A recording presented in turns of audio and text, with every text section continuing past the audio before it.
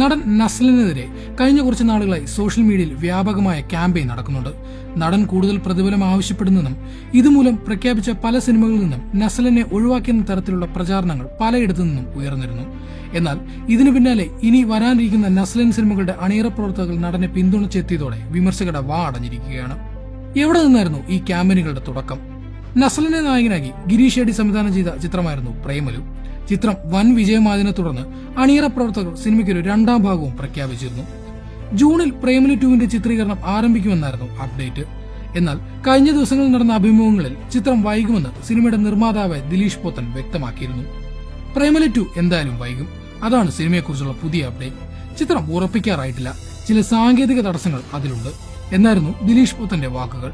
ഇതിനു പിന്നാലെ സമൂഹ മാധ്യമങ്ങളിൽ നസ്ലിനെതിരെ വലിയ വിമർശനങ്ങൾ ഉയർന്നിരുന്നു. നസ്ലിന് തിരക്കഥ ഇഷ്ടമായില്ലെന്നും ചിത്രത്തിൽ നിന്ന് നടൻ പിന്മാറിയെന്നും വരെ റിപ്പോർട്ടുകൾ വന്നിരുന്നു. നസ്ലൻ കാരണമാണ് സിനിമ വൈകുന്നതെന്നും പറഞ്ഞ് നടനെ കുറ്റപ്പെടുത്തിക്കൊണ്ടും അധിക്ഷേപിച്ചുകൊണ്ടും പോസ്റ്റുകൾ വരാൻ തുടങ്ങി.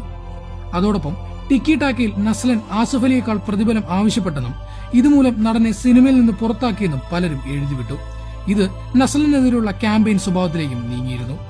എന്നാൽ നസ്ലിനെ പിന്തുണച്ചും നിരവധി പേരെത്തി. നടനെതിരെ നടക്കുന്നത് അനാവശ്യമായ പ്രചാരണമാണെന്നും പലരും കുറിക്കുന്നുണ്ട്.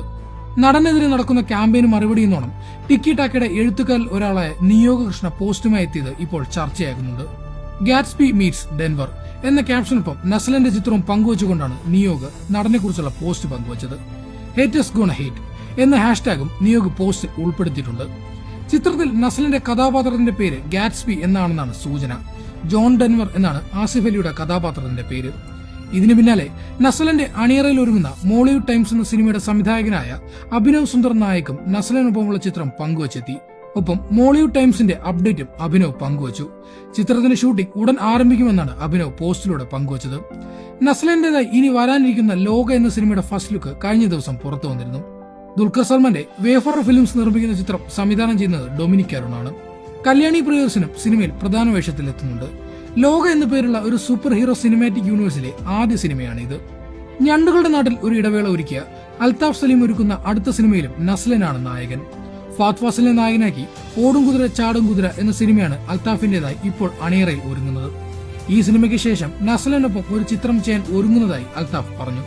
ഒരു ക്രൈം കോമഡി മർഡർ മിസ്റ്ററി ജോണറിലുള്ള സിനിമയായിരിക്കുമെന്നാണ് അൽതാഫ് സിനിമയെക്കുറിച്ച് പറഞ്ഞത്.